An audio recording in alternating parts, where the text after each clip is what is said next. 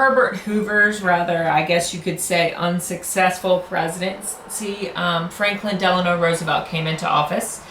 And Roosevelt was very charismatic. He had taken part in different parts of government. He was the New York governor at one point.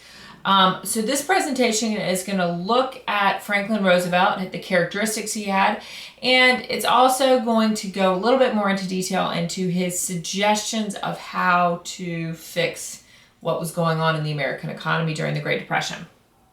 So our guiding question, how did Franklin D. Roosevelt deal with the Great Depression? So he essentially won the 1932 election in an absolute landslide. The candidates that he was running against were not great. So he essentially was able to carry the majority of the United States in that election. So he was perceived as a man of action, while Herbert Hoover was considered a do-nothing president. We know, based on the last presentation, that he had a very laissez-faire approach. So, that might have been a fair assessment of him.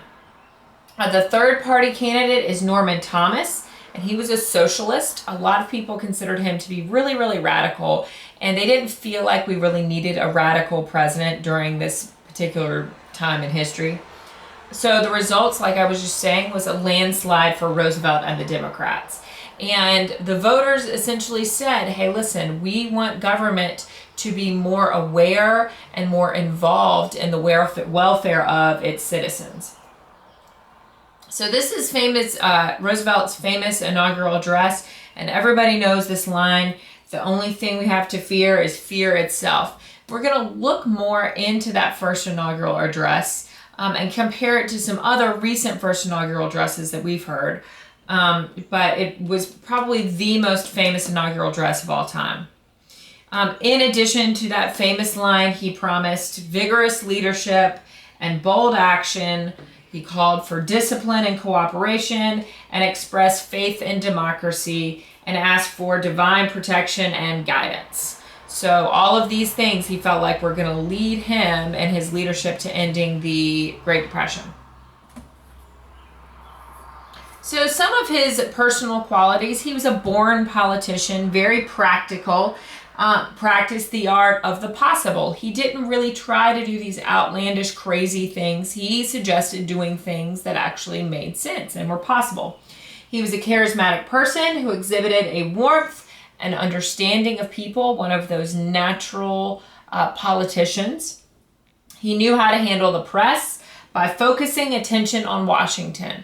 So he wanted to keep the negative attention off of things that were going on in the United States and focus the positive attention back on government instead of that negative attention that had gone on government due to Herbert Hoover.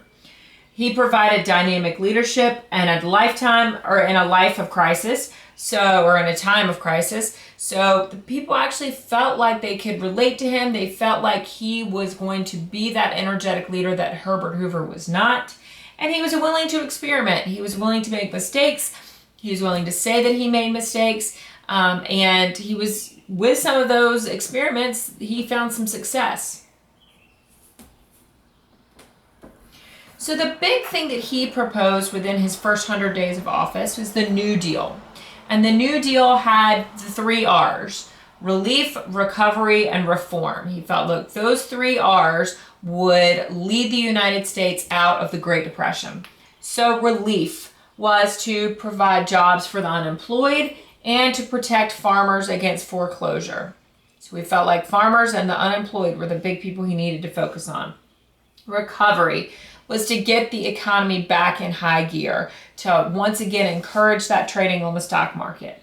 And then reform, to regulate banks, to abolish child labor, and to conserve farm lands. Regulation of banks was the big push. So obviously the overall objective was to save the American system of capitalism. So there were 2 different forms of the New Deal, and we're going to look at both of those, and you'll be able to compare and contrast those as we look at them. The first New Deal, the emphasis was this idea of reform. Political position was conservative. He didn't want everybody to feel like they were making these huge jumps these huge leaps of faith that wouldn't make sense. Primary aim was economic recovery. The philosophy, economic nationalism and economic scarcity. Objectives, higher prices for agriculture and for businesses. The beneficiaries, or the people who were really going to reap the benefits of all of this, big businesses and agricultural businesses. So you'll see through both phases of this that the farmers and people in those agricultural businesses were a lot of Roosevelt's focus. So he proposed achieving all of these goals by using a variety of different administrations and basically increasing government spending.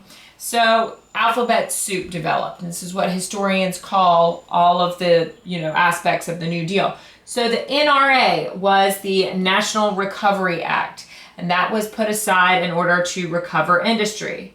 Then you have the AAA, the Agricultural Adjustment Act, that was set aside to help with recoveries in agriculture. The FERA, the Federal Emergency Relief Administration, basically that allowed the federal government to give money to the individual states to help to bail out some of the states that were really struggling. The CCC, the Civilian Conservation Corps, that gave work to the unemployed. They are going to end up, and we're going to look at all of these more extensively, but the CCC is going to end up helping a lot with the national parks. In North Carolina specifically, they're going to help with the restoring of Fort Macon and the construction of the Blue Ridge Parkway. The second New Deal, the emphasis was reform. Political position was more liberal. There was more spending. The government was more heavily involved. The primary aim was permanent reform.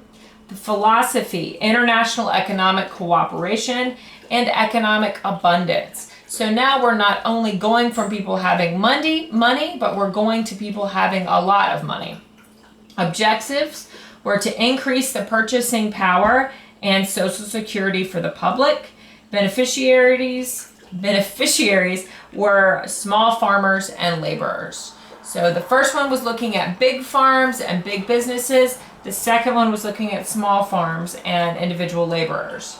So the Social Security Act, and this is something that you still hear in the news today, that is money for states to aid children, unemployed, and retirees. Then you have the NLRA, the National Labor Relations Acts, and that put restraints on employers. So it really was beneficial for the actual workers.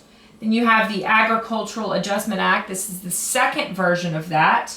That was continued recovery for agriculture, once again focusing on those small farms.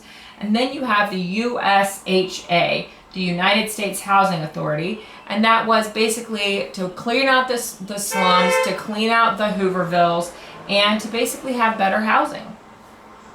So I want you to keep all of this in mind. Make sure you take some detailed notes on this tonight. Tomorrow night we're going to actually look into how these different aspects of Roosevelt's New Deal led to the Great Depression ending. Y'all have a great one. See you tomorrow.